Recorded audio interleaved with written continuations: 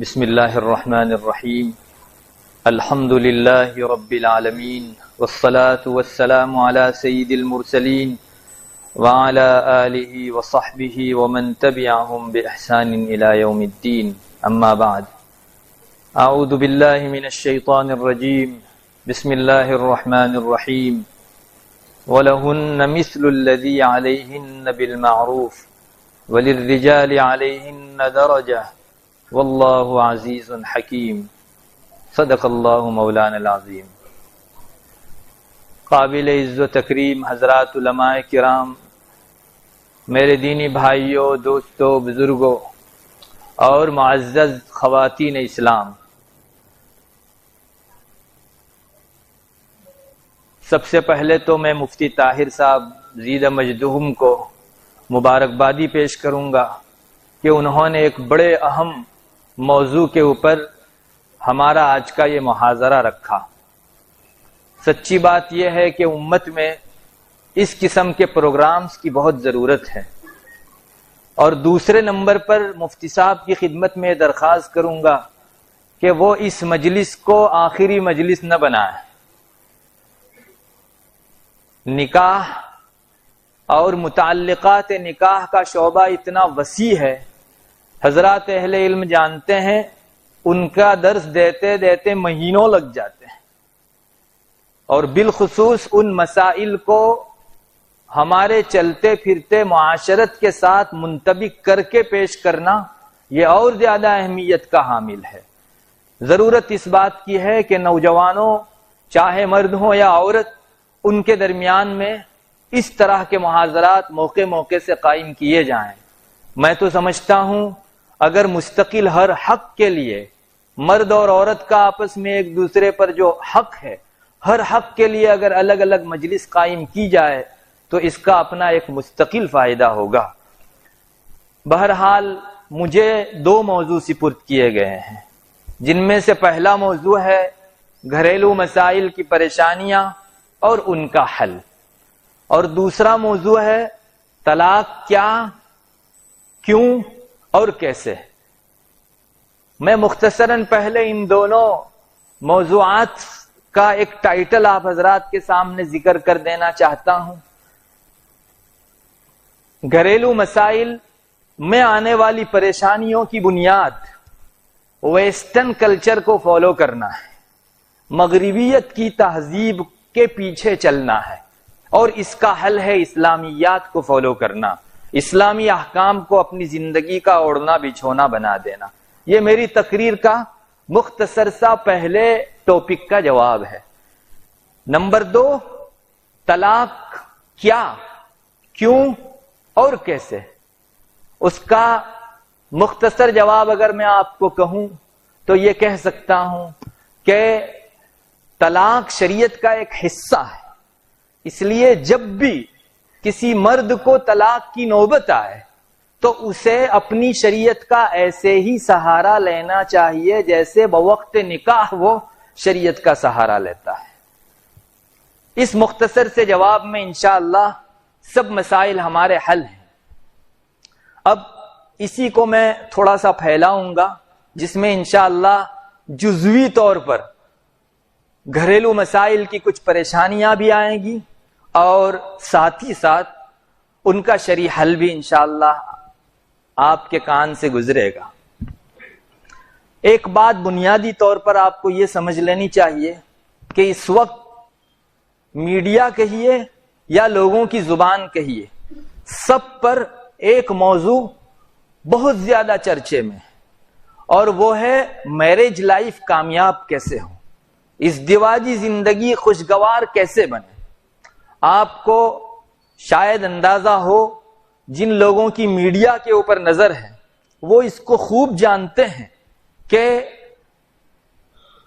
اخبار میں مستقل اس سلسلے کی کالمیں آ رہی ہیں، اور وہ بھی الگ الگ نوعیت کی کالمیں ہیں۔ بعض میں مضمون کی شکل کے اندر لوگوں کو دکھایا جاتا ہے کہ آپ کی میرج لائف اور ازدواجی زندگی کامیاب بنانے کے یہ اصول ہیں، اور بعض میں سوال و جواب کے انداز میں بھی یہ چیز پیش کی جاتی ہے جس میں لوگ مختلف مقامات سے اپنی اپنی پریشانیاں پیش کرتے ہیں، اور اخبار کے آفس میں بیٹھنے والا کوئی پنڈت یا ان کا کوئی بڑا ان کے مسائل کا حل اپنے سطح ذہن کے اعتبار سے لوگوں کو دیتا ہے۔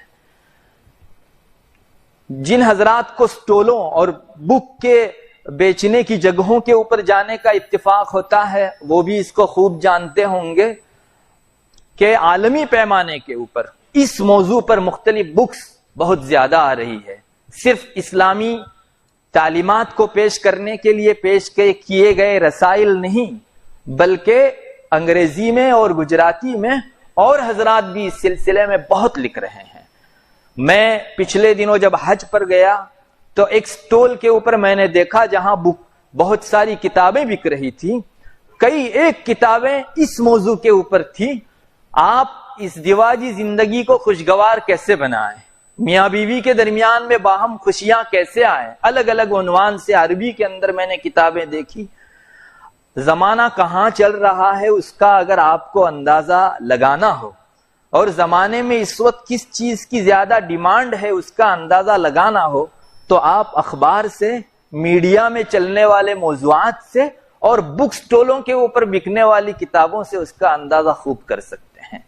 بہرحال اس میں کسی دلیل کی ضرورت نہیں ہے کہ اس وقت یہ عالمی پیمانے پر موضوع بحث بنا ہوا ہے، اس دیواجی زندگی کس طرح سے خوشگوار بنے، مرد اور عورت ان کے درمیان میں ہونے والی ناچاکی، نا اتفاقی، جھگڑے اور مخاصمت کس طرح سے دور کی جائے۔ میں نے جہاں تک سوچا مجھے اس کی بنیادی وجہ یہ نظر آئی کہ اس وقت ویسٹرن کلچر اور مغربی تہذیب کا ڈریگن ساری تہذیبوں کو ضم کر کے اپنے اندر نگل جانے کے لیے آگے بڑھ رہا ہے۔ آپ کو شاید یقین نہ آئے، کئی ایک تہذیبوں کو تو اس نے لقمہ بنا کر نگل لیا۔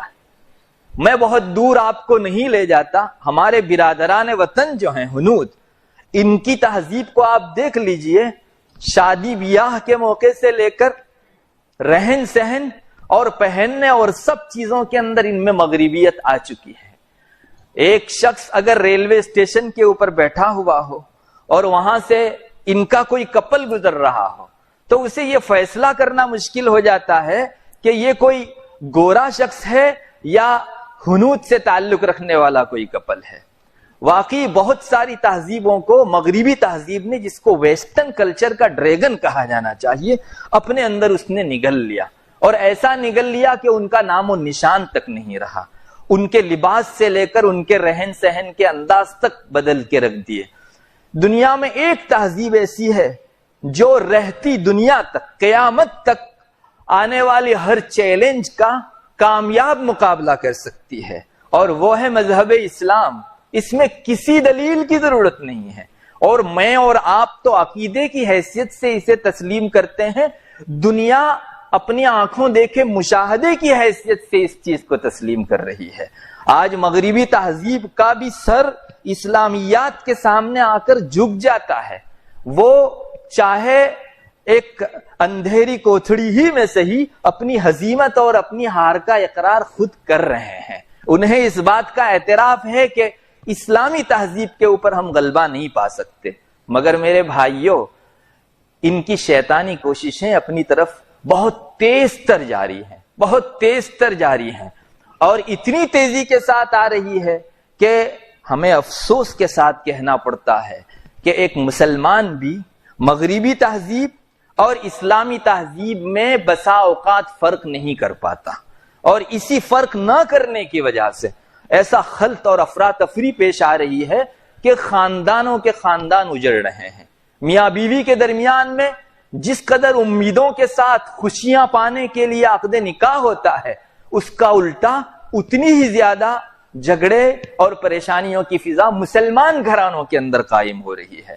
اور میں کسی اخبار یا کسی کی خبر کا سہارا لے کر آپ کو نہیں بتا رہا ہوں، میں اسی شعبے سے تعلق رکھتا ہوں، اور روزانہ تقریباً اس قسم کے مقدمات سے واسطہ پڑتا ہے، میرے اندازے کے مطابق مسلمانوں کے گھرانوں میں اس ازدواجی زندگی کے تعلق سے آنے والی پریشانی کا بہت بڑا سبب اسلامیات کے ساتھ ویسٹرن کلچر کا خلط ہے.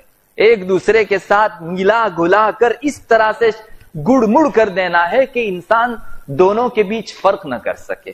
اگر کوئی غیر ہے ہمیں اس سے گلا نہیں ہے، مگر اس مسلمان کو کیا ہو گیا جو نکاح کو عبادت کی حیثیت سے تسلیم کرتا ہے. ہم سب لوگوں کو اپنے ذہن و دماغ کے اندر ایک بات یہ بٹھا لینی چاہیے کہ اسلام میں نکاح کی حیثیت عبادت کی ہے. بہت موٹی سی دلیل آپ کو دوں. ہمارے یہاں فقہ کی کتابوں میں سب سے پہلے عبادات کے احکام لکھے گئے ہیں، اسی کے بعد سیدھا جس باب کو شروع کیا جاتا ہے وہ نکاح کا باب ہے. علماء یہی فرماتے ہیں جیسے حج عبادت ہے، زکوٰۃ عبادت ہے، ویسے نکاح بھی عبادت کی حیثیت سے تسلیم کیا گیا ہے. اب میں آپ حضرات کے سامنے کچھ ایسی لکیر کھینچنا چاہتا ہوں جس سے ویسٹرن کلچر اور اسلامیات کے درمیان میں نکاح کے زاویے سے تفاوت ہو جائے. پہلی چیز یہ ہے، مغربی تہذیب میں ویسٹرن کلچر کے اندر نکاح ایک ایگریمنٹ، جیسے دو آدمی خرید و فروخت کرتے ہیں، دونوں آپس میں ایک ٹیبل پر بیٹھے، ایک نے گھڑی بیچی دوسرے نے خریدی، وہ بس ان دونوں کے درمیان کے یہاں تعلقات ختم ہو گئے. جب ان دونوں کو آپس میں رضامندی سے بیٹھنا ہوگا بیٹھیں گے، جب ختم ہونا ہوگا بڑی آسانی سے اٹھ کے اپنا اپنا راستہ دونوں لے لیں گے. یہ ویسٹرن کلچر اور مغربی تہذیب کا خاصہ ہے. اس کے مقابلے میں اسلام نکاح کو ایک عبادت کے تصور کے ساتھ ہمارے ذہن و دماغ میں پیش کرتا ہے. علماء نے یہاں تک لکھا ہے کہ مجلس نکاح میں شرکت کرنا 2 رکعت نفل نماز تنہا پڑھنے کے مقابلے میں افضل ہے. اور اس سے ایک قدم آگے بڑھا کر میں آپ کو بتاؤں، حموی نے لکھا ہے اپنی بیوی کے ساتھ مصاحبت کرنا، صحبت کرنا، یہ 2 رکعت نفل نماز پڑھنے کے مقابلے میں افضل ہے. آپ اس سے اندازہ لگا سکتے ہیں کہ اسلام میں نکاح اور ازدواجی زندگی کے باہمی حقوق کو کتنی بڑی اہمیت دی گئی ہے. سب سے بڑی بات تو یہ ہے کہ یہ حضرت نبی کریم صلی اللہ علیہ وسلم ہی کی نہیں بلکہ تقریباً تمام ہی انبیاء علیہ الصلوۃ والسلام کی یہ سنت رہی ہے. اس لیے ہمارا اسلامی تصور یہ ہے کہ نکاح ایک عبادت ہے، ایگریمنٹ نہیں ہے. بس اسی تصور کو اگر مسلمان ذہن میں بٹھا لے تو اپنی ازدواجی زندگی میں آگے بڑھنا اس کے لیے بہت آسان ہو جاتا ہے. اور میں آپ کو یقین دلاتا ہوں کہ اس تصور کو ذہن میں قائم رکھنے کی وجہ سے اکثر جھگڑوں کا حل وہیں ہو جائے گا. ایک شخص کسی چیز کو عبادت سمجھ رہا ہے تو اس کو جھگڑے کا میدان ہرگز نہیں بناوے گا، اس کو میاں بیوی کے درمیان کی لڑائی کا تختہ مشق ہرگز نہیں بنایا جائے گا. مگر سچی بات یہ ہے، ہم خود اپنا اندازہ کر لیں، جب نکاح میں ہم لوگ ایک مرتبہ جوائنٹ ہو کر ازدواجی زندگی گزارنے لگتے ہیں تو ہمارے ذہن و دماغ سے اس کی عبادت کا پہلو ختم ہو جاتا ہے. کتنے لوگ اس کو یاد رکھتے ہیں کہ میں کنٹینیو نکاح میں جڑ جانے کے بعد حضرت نبی کریم صلی اللہ علیہ وسلم کی سنت کی انجام دہی میں آگے بڑھ رہا ہوں. اور سچی بات یہ ہے کہ جب چیز کی اہمیت نہیں ہوتی تو پھر وہ بے قدر ہو جاتی ہے اور آہستہ آہستہ حق تلفیوں اور ناچاقیوں اور نا اتفاقیوں کا جو ہے وہ اڈا بن کے رہ جاتی ہے. اس لیے سب سے بنیادی ضرورت اس بات کی ہے کہ ہم لوگوں کو نکاح کے سلسلے میں تصور ہمارے ذہن و دماغ میں ہر دم قائم رکھنا چاہیے کہ یہ ایک عبادت کی انجام دہی ہے، صرف ایگریمنٹ اور 2 آدمیوں کے درمیان کا ایک وقتی اور ہنگامی ملن نہیں ہے. مرد اور عورت اگر اس پہلو کو پیش نظر رکھیں تو میں سمجھتا ہوں بہت سارے پیدا ہونے والے جھگڑے وہیں دفن ہو جائیں گے. کسی شخص نے، چونکہ یہ مجمع ہے اور اسی بیس کے اوپر آج آپ کو بٹھایا گیا ہے، میں ایک بات آپ کو تھوڑا سا اپنے موضوع سے ہٹ کر کہتے ہوئے دریغ نہیں کروں گا.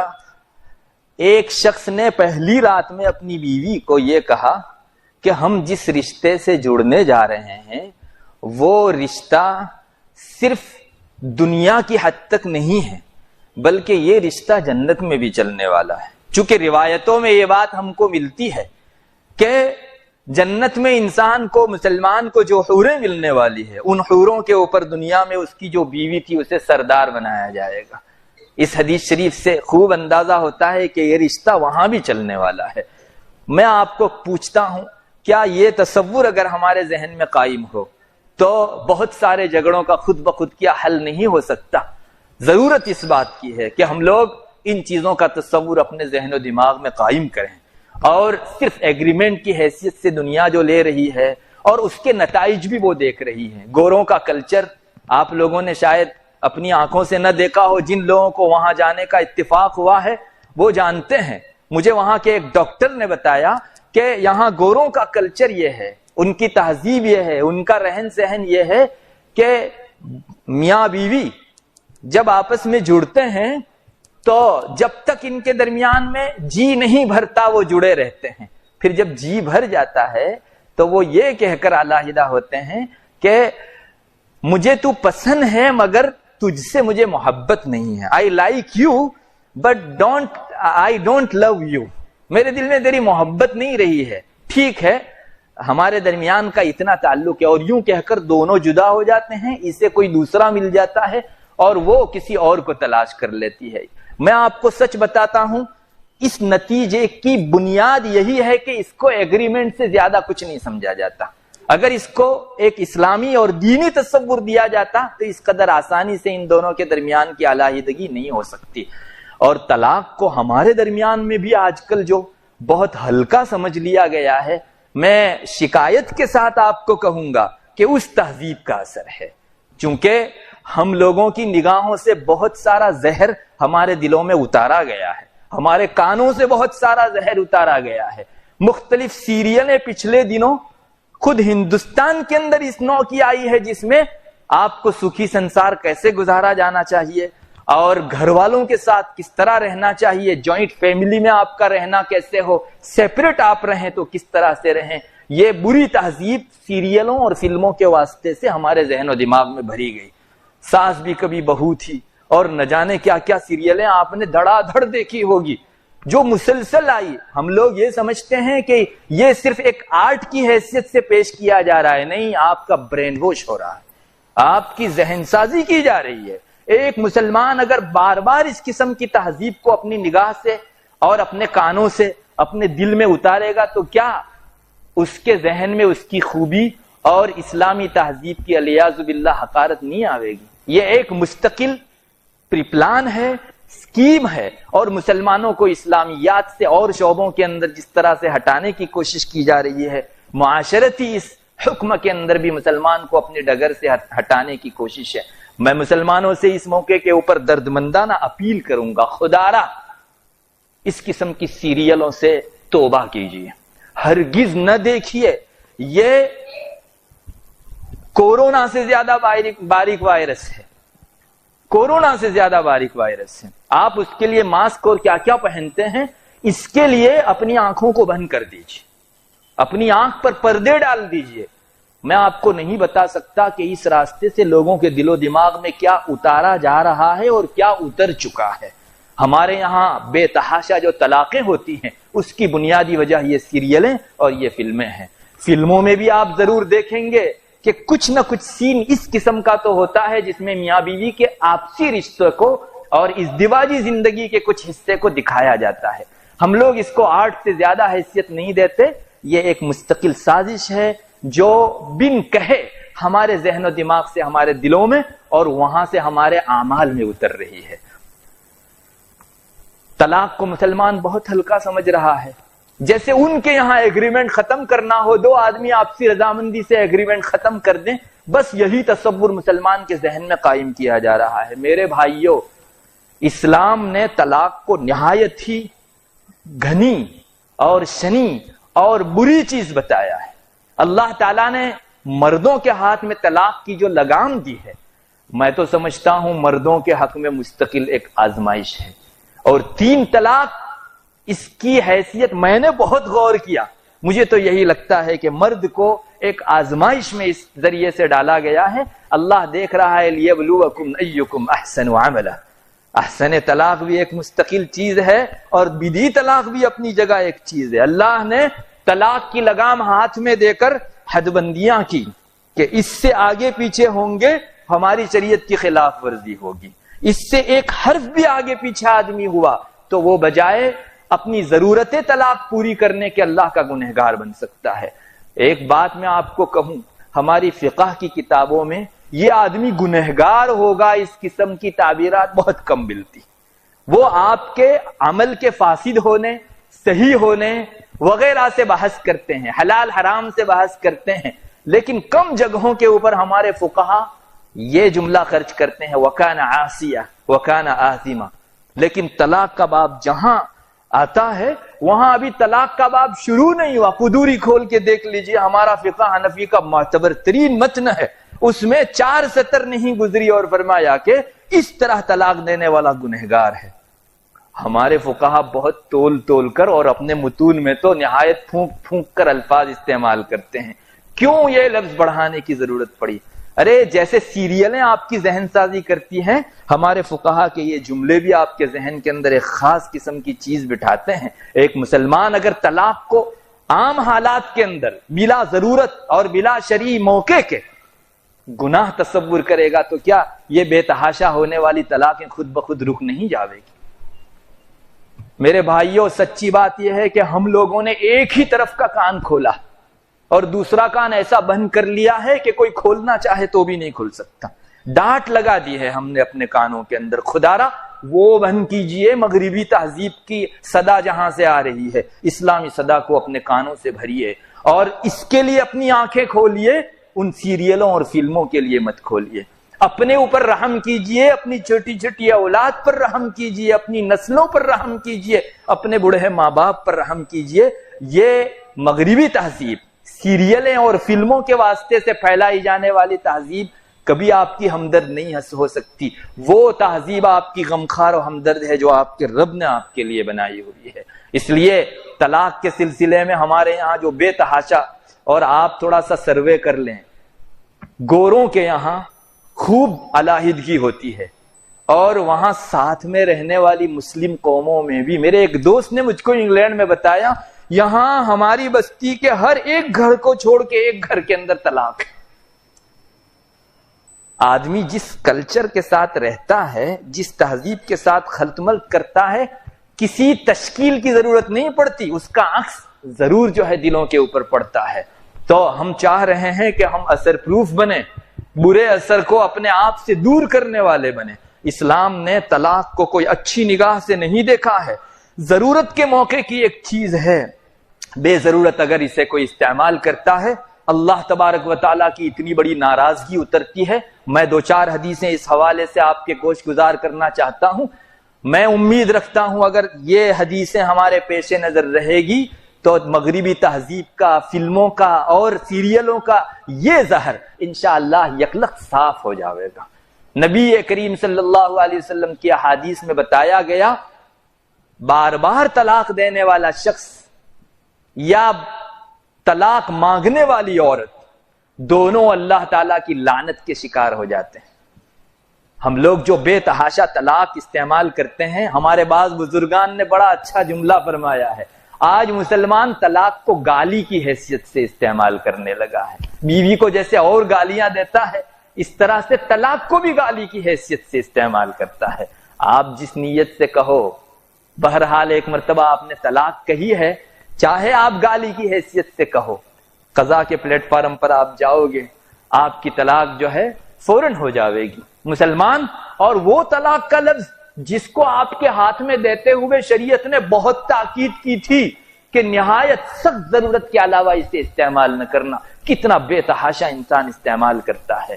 میرے بھائیوں، ان لوگوں کی بات تو جانے دیجئے جنہیں ان چیزوں سے بہت زیادہ سروکار نہیں ہے، رونا ان لوگوں کے اوپر ہے جنہیں کچھ معلومات حاصل ہے، اور جو معاشرے کے دیندار افراد کہے جاتے ہیں وہ نہ صرف یہ کہ طلاق بے تحاشا دیتے ہیں، دوسروں کی تلقین کرتے ہیں۔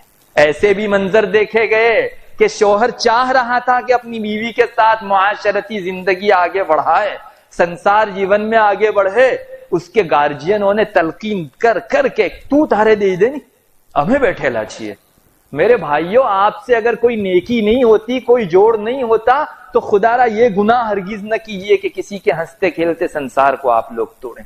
ایسے لوگ بھی دیکھے گئے ہیں۔ اللہ مسلمان کی حفاظت فرمائے۔ اللہ جوڑ سے خوش ہوتا ہے، شیطان توڑ سے خوش ہوتا ہے۔ اس سلسلے میں مستقل احادیث سے مثالیں قائم کی جا سکتی ہیں، دلیلیں قائم کی جا سکتی ہیں۔ موقع نہ ہونے کی وجہ سے میں اس کو یہیں سمیٹتا ہوں۔ صرف اتنا ضرور کہوں گا، جو شخص بے وجہ بغیر عذر کے طلاق دیتا ہے، یا جو عورت بغیر عذر کے طلاق لیتی ہے، اللہ کی اس پر لعنت ہوتی ہے۔ لعنت کا ٹھیٹھ مطلب سمجھ لیجئے، میں اور آپ سب اللہ کی رحمت کے زیر سایہ زندگی گزار رہے ہیں۔ اللہ کی رحمت ایک گھڑی کے لیے اگر ہم سے اٹھ جائے تو شیطان ہمارا گلا دبوچ کے رکھ دے، اور ہم لوگ کس گھاٹی میں جا کر ہلاک ہو جائے کچھ نہیں کہا جا سکتا۔ کنٹینیو ہر مسلمان پر اللہ تعالیٰ کی رحمت بہتی اور برستی رہتی ہے۔ لعنت کا مطلب یہ ہے اللہ تعالیٰ رحمت کا یہ سلسلہ بند کر دیتا، ختم کر دیتا ہے۔ اسے جس گھاٹی میں جا کر ہلاک ہونا ہو ہلاک ہو جائے۔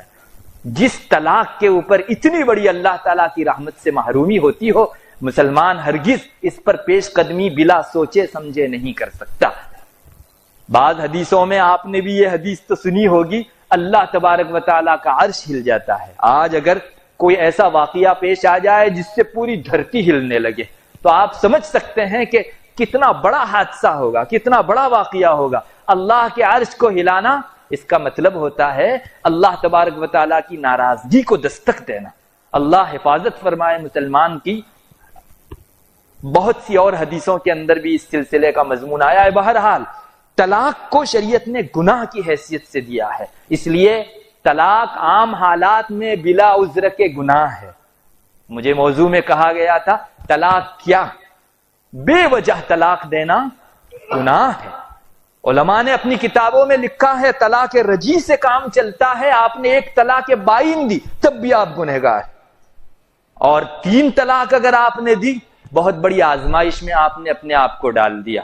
اللہ تبارک و تعالیٰ نے جتنی حلال چیزیں، اجازت والی چیزیں پیدا کی، ان میں سب سے زیادہ مبغوض اللہ تعالیٰ کو اگر کوئی ہے تو وہ طلاق ہے۔ اس لیے اس عورت کو آپ جس بڑی ذات کے نام پر لائے ہیں، اتنی آسانی سے اس رشتے کو ختم نہ کیجئے۔ مسلمان کو چاہیے کہ وہ یہ حیثیت قائم رکھے کہ میرا یہ رشتہ ایک اسلامی رشتہ ہے، اللہ کے نام پر جڑا ہوا رشتہ ہے، نبی کریم صلی اللہ علیہ وسلم کی سنت کی انجام دہی کے طور پر قائم شدہ رشتہ ہے۔ میں آپ کو یقین دلاتا ہوں، اصل میں بنیادی ضرورت ہے ذہن سازی کی۔ ہمارے ذہن و دماغ میں یہ چیز نہیں رہتی، اس لیے اس طرح کی افراتفری ہمارے بیچ ہوتی ہے۔ آپ قائم رکھیے اس چیز کو۔ حضرت نبی کریم صلی اللہ علیہ وسلم نے اپنے ارشادات میں بار بار یہ حوالہ دیا ہے۔ آپ نے جو حجۃ الوداع کے موقع پر خطبہ ارشاد فرمایا تھا، اس موقع پر آپ نے ایک ٹکڑا ایسا کہا تھا، میں تو سب مردوں کو کہوں گا کہ آپ کو اپنے پاس لکھ کر رکھنا چاہیے وہ ٹکڑا۔ آپ نے بعض ارشادات میں یہ فرمایا تھا کہ انکم تأخذوہن بامانۃ اللہ، ان عورتوں کو تم اللہ کی امانت کے طور پر لائے ہو۔ بعض ارشادات میں آپ نے فرمایا کہ استحللتم فروجہن بکلمۃ اللہ، اللہ کے نام پر آپ نے یہ رشتہ جوڑا ہے۔ میں آپ سے پوچھتا ہوں، اگر آپ کے پاس پرائم منسٹر کے نام سے خط لے کر کوئی شخص آ جائے اور اس بڑی نسبت والے شخص کے ساتھ آپ بدسلوکی کریں تو کیا حشر ہوگا؟ وہ اپنی جو کچھ طاقت ہے آپ کے پیچھے لگا لے گا، اور اللہ جو بادشاہوں کا بادشاہ ہے اس کے نام سے آپ ایک خاتون کو لائے ہو اور اس طرح کا بے تحاشا ظلم کر رہے ہو، جب چاہا چھوڑ دیا، جب چاہا پیٹ لیا، جب چاہا جو کہہ دیا۔ میرے بھائیوں، حدیث شریف میں خاص اس چیز کو بتایا گیا ہے، اور اسے ہی بھولنے کی وجہ سے عام طور پر جو کچھ ناچاقیاں ہوتی ہیں۔ ضرورت ہے میں ہر دم یہ یاد رکھوں کہ میں اس خاتون کو میرے گھر کے اندر اللہ کے کلمے کی بنیاد پر، اللہ کے نام کے اوپر لایا ہوں، اللہ کی امانت کے طور پر لایا ہوا ہوں۔ بہرحال یہ طلاق کے بارے میں چیز تھی۔ دوسری ایک چیز یہ بھی ہے کہ اگر ضرورت کا موقع ہو، کسی شخص کو اپنی بیوی کے ساتھ ناچاقی نا اتفاقی بڑھ رہی ہو، بہت آسان ترین علاج یہ ہے، میں اب تک کے مختصر سے تجربے میں یہ سمجھ پایا ہوں کہ سب سے بہترین صلح بیڈ روم کی صلح۔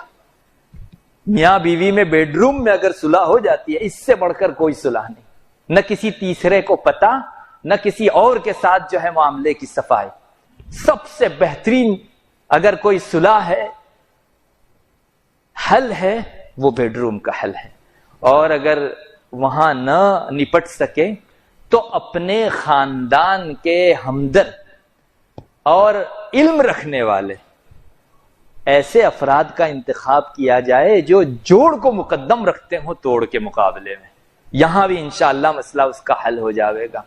ایک بات میں پھونک پھونک کر اس لیے بول رہا ہوں کہ بہت سی عورتوں میں یہ دیکھا گیا کہ وہ اپنی نجی شکایتیں اپنے ماں باپ کو پہنچاتی ہیں۔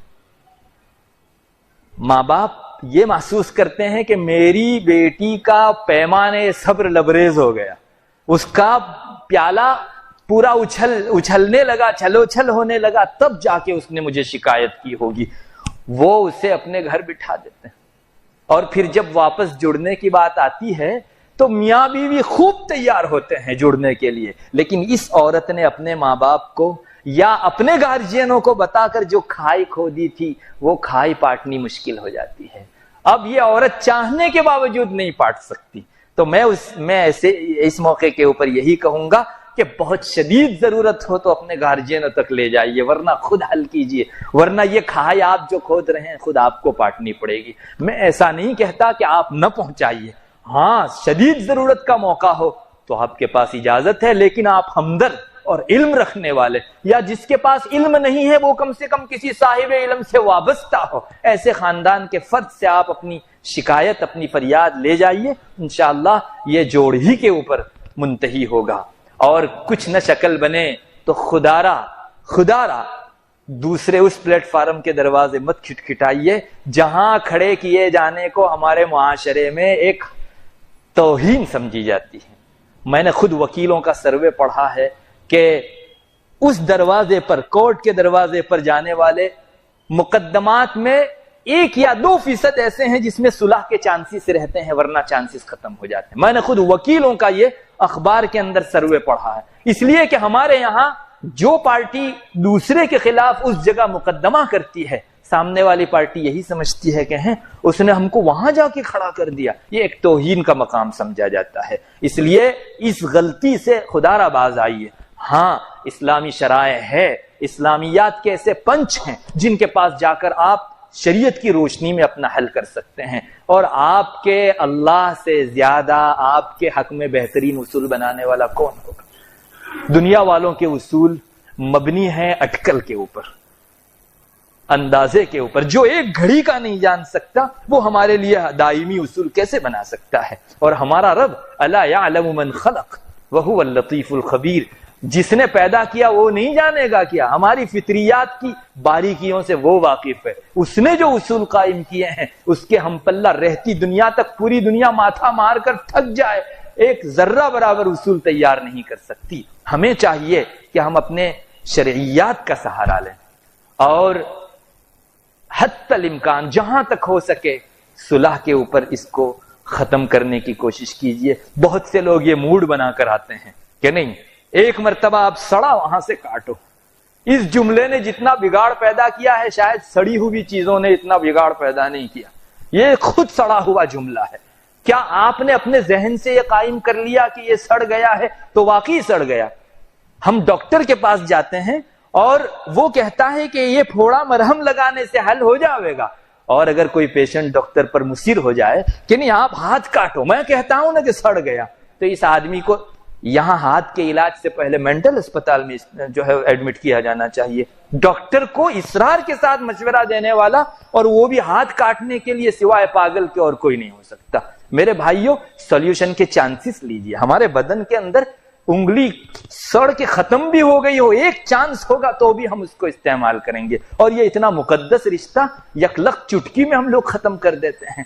اس لیے بہت بنیادی ضرورت ہے کہ ہم لوگ اس کی اس اہمیت کو پہچانیں۔ اور میں واپس کہوں گا، مردوں کے ہاتھ میں 3 طلاق دے کر شریعت نے مردوں کی بڑی آزمائش کی ہے، بہت آزمائش کی ہے۔ وہ دیکھتی ہے، اللہ دیکھے گا کہ آپ اس کو کیسے استعمال کریں۔ اس نے منع بھی کیا ہے کہ آپ دڑا دڑ 3 نے استعمال کیجیے۔ طلاق کے سلسلے میں ایک اور چیز کہہ کر اپنی بات آگے بڑھاتا ہوں.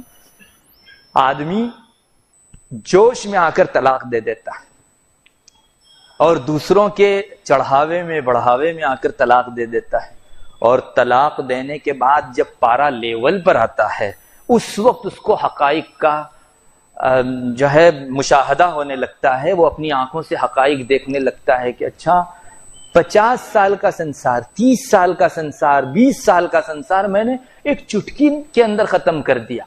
اب وہ دوڑم دوڑی کرتا ہے, میں نے پریشر میں طلاق دی تھی, غصے میں طلاق دی تھی اور مجھے کچھ بھی یاد نہیں ہے. یوں دیوانہ بننا اور گانڈا بننا جو ہے وہ ایک عیب سمجھا جاتا ہے, لیکن اس موقع پر مرد اسے بھی گوارا کر لیتا ہے. ارے بھائی, طلاق کبھی محبت میں دی جاتی ہے, طلاق ہمیشہ غصے ہی میں دی جاتی ہے. تو آپ نے طلاق دی, بات ختم ہو گئی. یہ اس وقت سوچنا چاہیے تھا. ہمارے چھوٹے چھوٹے بچے, ہماری بیوی, ہمارے ماں کیا جواب دیں گے, آپ کو سوچنا چاہیے تھا اس سے پہلے. میں تو کہا کرتا ہوں کہ اللہ نے آپ کی مردانگی کو دیکھ کر آپ کے ہاتھ میں طلاق دی ہے. اگر آپ بھی عورتوں کی طرح جذبات میں آ کر وقت بے وقت طلاق دینے لگیں گے, آپ نے اپنی مردانگی کا حق ادا نہیں کیا. بنیادی طور پر یہی ہونا چاہیے. آپ مرد ہیں, آپ جتنا جو ہے اپنے اوپر سہ سکتے ہیں, یہ خاتون جذباتی ہے, نہیں سہ سکتی. آپ کے ہاتھ میں جس اعتماد کے اوپر اللہ تعالیٰ نے طلاق رکھی تھی, ہم نے اس اعتماد کو مجروح کر دیا. اس لیے طلاق سے پہلے میں ایک ہی بات آپ کو کہوں گا, آپ کے سارے طلاق کے مسائل کا ایک حل ہے, صرف ایک حل ہے.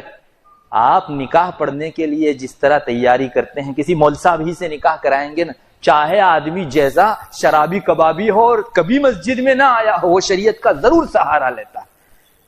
لیکن ہم طلاق کے موقع کے اوپر شریعت کا سہارا نہیں لیتے, کسی عالم سے ہم پوچھنے نہیں جاتے, جبکہ نکاح جس درجہ شریعت کا حصہ ہے اسی درجہ طلاق بھی شریعت کا حصہ ہے. کیوں ہم اس موقع پر شریعت کو بھول جاتے ہیں؟ اور بہت سے لوگ 3 طلاق دینے کے بعد پھر مختلف مذہبوں میں ٹامکٹوئیاں مارنے کے لیے جاتے ہیں, اور اسے پوچھتے ہیں اسے پوچھتے ہیں کہ ایک مجلس کی 3 طلاق ایک ہوتی ہے, یا کچھ کرو ہمارے لیے جو ہے کہ کوئی ایسا حل نکالو. میرے بھائیوں, میں آپ کو سچ کہوں, ایسے واقعات سن کر مجھے ایک مثال یاد آ جاتی ہے. ایک آدمی کا سر جل گیا, اس نے ڈاکٹر کے پاس جا کر اصرار کیا کہ تم رپورٹ میں یہ لکھ دو نا کہ صرف آنکھ کے بال جلے ہیں یا سر کے بال جلے ہیں. اگر وہ لکھ بھی دے گا تو کیا حقائق مٹ جانے والے ہیں؟ میں آپ کو ایک بات بتاؤں, مرد اور عورت جب اللہ کے کلمے سے جڑتے ہیں تو کون سی چیز ایک دوسرے کے لیے حلال کر دیتی ہے؟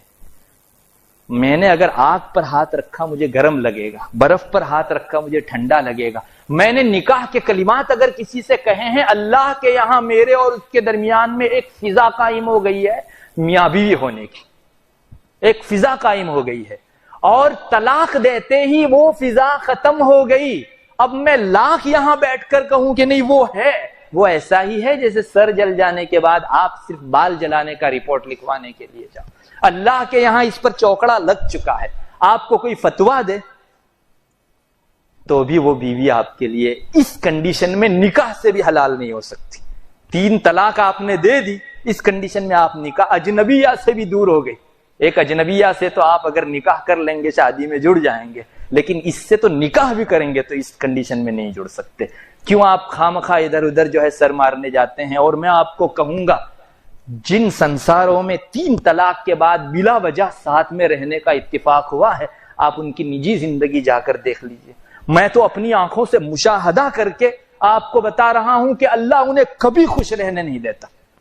جس نے پہلے قدم پر اللہ کی نافرمانی کی وہ اللہ انہیں خوش نہیں رہنے دیتا. میرے یہاں ایک کپل آیا, بہت لڑتا لڑتا, حتیٰ کہ راستے میں موٹر سائیکل سائٹ پر کھڑا کر کے انہوں نے مجھے بتایا کہ ہم راستے میں بھی لڑے.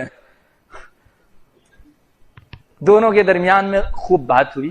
مجھے کچھ اندازہ اس طرح کا ہو گیا کہ نہیں, ان میں کچھ نہ کچھ ایسی چیز پڑی ہوئی ہے جو انہیں خوش نہیں رہے. میں نے صاف پوچھا کہ پہلے مجھے یہ بتا دو کہ تمہارے درمیان میں 3 طلاق ہوئی ہو اور واپس تم جڑ گئے ہو, ایسا ہے؟ تو اس نے بہت اندر سے پھر آہستہ سے کہا کہ جی اس طرح کی چیز ہوئی ہے, اور یہ خاتون جو ہے وہ فلاں مدرسے میں پڑھی ہوئی ہے, اس نے ترمذی شریف کی یا فلاں حدیث کی ایک شرح کے ذریعے سے یہ مسئلہ نکالا کہ نہیں, ہم لوگ جڑ سکتے ہیں، اس کے بعد ہم لوگ یہ رہ رہے ہیں اور روزانہ ہمارے بیچ لڑائیاں ہوتی ہیں. ہماری اولاد ہمارے اس جھگڑے کو صبح سے شام تک دیکھتی ہے. میرے بھائیو، یہ تجربے کی چیز ہے. آپ کہیں سے سرٹیفکیٹ لے آؤ گے تو بھی اللہ نہیں خوش رہنے دے گا. اور مجھے تو یہ ڈر ہے کہ آس پاس کے لوگوں کو اگر معلوم ہو اور پھر وہ اسے سہیں اور اس طرح کے گناہ کو اپنے بیچ ہونے دیں، ان کو بھی اللہ تعالیٰ سے بہت ڈرنے کی ضرورت ہے. کیا میرے گھر کے آس پاس اگر کوئی آگ لگاوے گا تو میں کچھ نہیں کہوں گا؟ کیوں اتنی بڑی آگ لگائی جا رہی ہے؟ اللہ کے حکم کو توڑا جا رہا ہے، میرے بازو میں زنا خوری ہو رہی ہے اور میں سہ رہا ہوں اس کو خاموشی کے ساتھ، مروت میں اور مصلحت کے لبادے میں. میرے بھائیوں، یہ سب فریادیں ہیں، رونے کی چیزیں ہیں. میں واپس کہوں گا آپ کو، اور آخری مرتبہ آپ طلاق کا چیپٹر مجھے بند کر دینا ہے، یہ ہے کہ آپ جب بھی طلاق کا موقع آئے اپنی شریعت کا سہارا لیں. کسی صاحب علم سے، کسی مفتی سے پوچھیں کہ اس کنڈیشن میں میری شریعت کیا مجھ کو حکم دیتی ہے. یہ بھی نہ پوچھئے کہ میں طلاق دوں. ڈاکٹر کو آپ جا کر یہ نہیں کہیں گے کہ مجھ کو جو ہے اس موقع کے اوپر یہ سرجری کروانی چاہیے. آپ یہ پوچھیں میری شریعت مجھ کو کیا کہتی. میں سچ کہتا ہوں، آپ کو اس وقت شرعی جو رہنمائی ملے گی، اس سے بہتر دنیا کی کوئی چیز آپ کے حق میں بہتر نہیں ہو سکتی. آپ کے رب کے کلام سے، نبی کریم صلی اللہ علیہ وسلم کی احادیث سے آپ کو تلقین کی جا رہی ہے رہنمائیاں، اس سے بڑھ کر اور کیا ہو سکتا ہے. خاتونوں کو بھی کہوں گا، چونکہ پردے کے پیچھے سے میری ماں بہنیں بھی سن رہی ہے، یہ بھی ایک بڑی شکایت ہے. عورتوں کے ہاتھوں میں شریعت نے طلاق کی لگام نہیں رکھی، مگر اللہ کو یہ بات خوب معلوم تھی کہ یہ جس کمزوری پر پیدا کی گئی ہے اس کی زبان پہلے جب بھی اٹھے گی وہ طلاق کے لیے اٹھے گی. بہت سے لوگ ذاتی طور پر شاید جانتے ہوں گے کہ ان کی بیویوں نے ان سے طلاق کے مطالبے کیے. بہت سے لوگ منے مارا گھیر مکیا، یہ پہلا لفظ یہاں سے شروع ہوتا ہے. بہت سے گھرانوں کے اندر یہ چیز ہوتی ہے. اللہ تعالیٰ نے ان کے ہاتھ میں طلاق کی لگام نہیں رکھی، مگر یہ بے وجہ طلاق کے لفظ اپنی زبان سے نہ نکالے، اس کے لیے ایسی بندش کر دی کہ اگر کوئی سچ مچ ایمان رکھنے والی عورت ہے اور ان احادیث کو وہ سنے تو انشاءاللہ اس کی اٹھی ہوئی زبان جو طلاق مانگنے کے لیے اٹھ رہی تھی بیٹھ جائے گی واپس. میں 2 حدیثیں آپ کے سامنے رکھوں گا جس کا خلاصہ یہ ہے. ایک میں نبی کریم صلی اللہ علیہ وسلم نے اس طرح کا ارشاد فرمایا کہ جو عورتیں بے وجہ طلاق مانگتی ہے وہ منافقہ عورت ہے.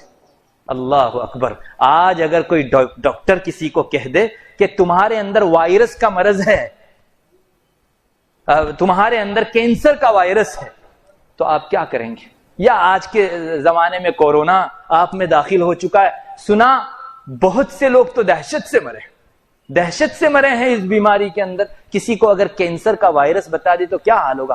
رسول اللہ صلی اللہ علیہ وسلم نفس پکڑ کر اس عورت کے بارے میں فیصلہ فرما رہے ہیں کہ اس پہ نفاق کا وائرس، اس عورت کے اندر نفاق کے وائرس ہونے کا مطلب یہ ہے کہ اللہ نہ کرے کل کو موت کے موقع پر یہ وائرس غالب ہو جائے اور یہ عورت اللہ کی پناہ.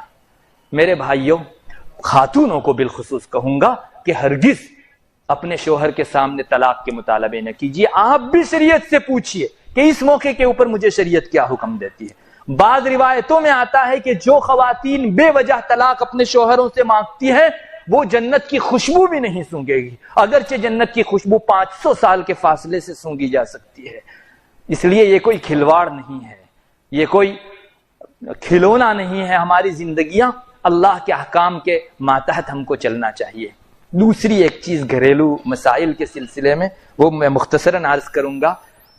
ویسٹرن کلچر میں جو چیزیں چل رہی ہے وہ ہمارے بیچ آ گئی ہیں، اس لیے ہمارے درمیان میں جھگڑے زیادہ پیدا ہو رہے ہیں. میں 2 مثال قائم کروں گا. ایک مثال ہے، اسلام کا نظریہ یہ ہے کہ مرد اور عورت کے درمیان میں جو تعلق ہے وہ دوستانہ تعلق نہیں ہے. مغربی تہذیب کہتی ہے کہ مرد اور عورت یعنی شوہر اور بیوی یہ فرینڈ ہے. میں انگلینڈ گیا، میرے ایک عزیز نے مجھ کو بتایا کہ وہاں سکولوں میں یہ تعلیم دی جاتی ہے کہ آپ فرینڈ شپ رکھ رہے ہو، آپس میں ایک دوسرے کے فرینڈ ہو. یاد رکھیے میاں بیوی کا رشتہ فرینڈلی نہیں ہے. تھوڑا سا ہمارے یہاں رفیق حیات کی تعبیر نے بھی بڑا نقصان کیا ہے. ہم رفیق جو بولتے ہیں وہ اس معنی میں رفیق ہے ہی نہیں. دونوں کے بیچ تعلق تعظیم کا چھوٹے اور بڑے کا ہے، دو دوستوں کا نہیں ہے۔ یہاں سے گڑبڑ ہوتی ہے، عورت جب اپنے شوہر کو اپنا دوست سمجھے گی تو میں اپنے دوست کو توتا سے بلا لوں گا، نام سے بلا لوں گا، اپنے دوست کو کبھی ڈانٹنا ہوگا ڈانٹ دوں گا، جبکہ اسلامی تعلیمات کے سرتاسر یہ خلاف ہے۔ اسلام کہتا ہے، جیسا کہ ابھی حدیث شریف میں مفتی صاحب نے پیش کیا، نبی کریم صلی اللہ علیہ وسلم نے فرمایا کہ اگر میں کسی کو کسی کے سامنے سجدے کا حکم دیتا تو عورتوں کو حکم دیتا کہ وہ اپنے شوہروں کے سامنے سجدہ کیا کریں۔ تعظیم کا اتنا بڑا درجہ، تو یہاں باپ بیٹے کا سا رشتہ ہے، جیسے بیٹا ماتحت ہے اور باپ بالادست ہے، اسی طرح شوہر قوام ہے اور عورت اس کے ماتحت ہے، دونوں کے درمیان میں فرینڈشپ نہیں ہے۔ یہاں سے گڑبڑی پیدا ہوئی، ان میں طلاق اور علیحدگی اور ناچاقی اور نا اتفاقی کی ایک بہت بڑی بنیاد فرینڈلی رشتہ سمجھنا ہے۔ اسلام نے یہ تصور قائم کیا ہی نہیں ہے۔ دوسری ایک چیز، چونکہ وقت مختصر ہے اس لیے اس کو میں لپیٹ کے ایک اور چیز آخر میں بتا دے رہا ہوں، ایک اور مغربی تہذیب کی چیز ہمارے اندر آئی ہے، وہ یہ ہے کہ میاں بیوی کے درمیان میں جو بھی چیزیں ہوگی وہ باہمی رضامندی سے ہوگی۔ اسلام اس کو منع نہیں کرتا، ہاں عورت سے پوچھو، اس کی بھی رائے لو، اور خاص کر کے فزیکل ریلیشن، میاں بیوی کے درمیان کے جو میاں بیوی کے حقوق ہیں، اس کو ویسٹرن کلچر اس طرح سے کہتا ہے کہ عورت کی رضامندی کے بغیر میاں بیوی صحبت کا رشتہ قائم نہیں کر سکتے۔ اور مجھے تو ہنسی آتی ہے سچ جب یہ سنتا ہوں کہ اپنی بیوی سے اس کی رضامندی کے بغیر اگر مرد صحبت کرتا ہے تو یہ ریپ ہے۔ دنیا میں یہ آپ نے بھی پڑھا ہوگا اخبار کے اندر، یہ ریپ ہے، بلاత్కాر ہے، یہ زنا ہے۔ اور پتھر پڑے ان بدھوؤں کی عقلوں پر، کسی پرائی عورت کے ساتھ اس کی رضامندی سے اگر کوئی آدمی تعلق قائم کرتا ہے تو یہ جائز تعلق ہے۔ اسلام سے دور دور کا بھی اس کا کوئی تعلق ہے۔ ہاں میں یہ کہوں گا، مرد کو ہمیشہ اپنی بیویوں کے ذاتی آزار کا خوب خیال رکھنا چاہیے، مگر مرد نے صرف رضامندی پر شریعت نے رضامندی پر مدار نہیں رکھا۔ شریعت نے عورت کو یہ کہا، جیسے ابھی آپ نے حدیث سنی، کہ اگر شوہر کو بلا عذر کوئی عورت صحبت سے منع کرتی ہے تو جنت کی وہ حوریں جو اس مرد کو ملنے والی ہے وہ رات بھر اس پر لعنت کرتی رہتی ہے اور کہتی رہتی ہے کہ یہ تو بہت جلدی میرے پاس آ جانے والا ہے اور تجھ پر لعنت ہو اللہ کی۔ میرے بھائیوں اور بہنوں، کوئی مرد ہمارے بیچ اگر کوئی بزرگ کسی کے لیے بد دعا کر دے تو اس کی زندگی اجیرن نہیں ہو جاتی۔ جو مستجاب الدعوات ہو وہ اگر کسی کے لیے بد دعا کا ایک کلمہ کہہ دے تو اس کو نیند نہیں آتی کہ پتہ نہیں اب میرا کیا ہوگا۔ یہ وہ مقرب ذوات ہیں اللہ تعالیٰ کے یہاں کہ جن کا کلمہ پہنچ جاتا ہے، اور اس کو حدیث میں نوٹس کے ساتھ ذکر کیا گیا کہ حوریں لعنت بھیجتی ہے۔ اس کا مطلب اس کو جو ہے ہری جھنڈی دکھا دی گئی ہے۔ اللہ رحم فرمائے ان عورتوں کے اوپر جو بے وجہ اپنے شوہروں کو صحبت سے منع کرتی ہے۔ میرے بھائیوں، میں تو مستورات کے مجمع میں خصوصی طور پر اس کو اس لیے ذکر کرتا ہوں کہ میرے نزدیک بہت سے کیسوں کے اندر دونوں میں علیحدگی کی ایک بنیادی وجہ عورت کا اپنے شوہر کا یہ حق ادا نہیں کرنا ہے۔ عورت یوں منع کرتی ہے اور پھر یہی مت کسی دوسری جگہ جاتا ہے تو روتی پھرتی ہے۔ اللہ ہمیں اس چیز کو سمجھنے کی توفیق مرحمت فرماوے۔ اور میں اس لیے بھی مردوں کے مجمع میں کہوں گا کہ یہاں مردوں کی بہت ساری بہنیں ہوں گی، بہت سارے والد ہوں گے، وہ اپنی بیٹیوں کو، اپنی بہنوں کو، اپنے ماتحتوں کو اس طرح کی تعلیم دیں کہ اللہ نے مردوں کے ہمارے سر یہ حقوق رکھے ہیں۔ خلاصہ یہی ہے کہ ہم لوگوں کو ہمارا سکھی سنسار بنانا ہے، ویسٹرن کلچر سے توبہ کرنی پڑے گی اور اسلامیات کے دامن میں اپنے آپ کو وقف کرنا ہوگا، اور طلاق سے پہلے شریعت کا سہارا لینا ہوگا جیسے ہم لوگ نکاح سے پہلے شریعت کا سہارا لیتے ہیں۔ وما علینا الا البلاغ وآخر دعوانا الحمد للہ رب العالمین۔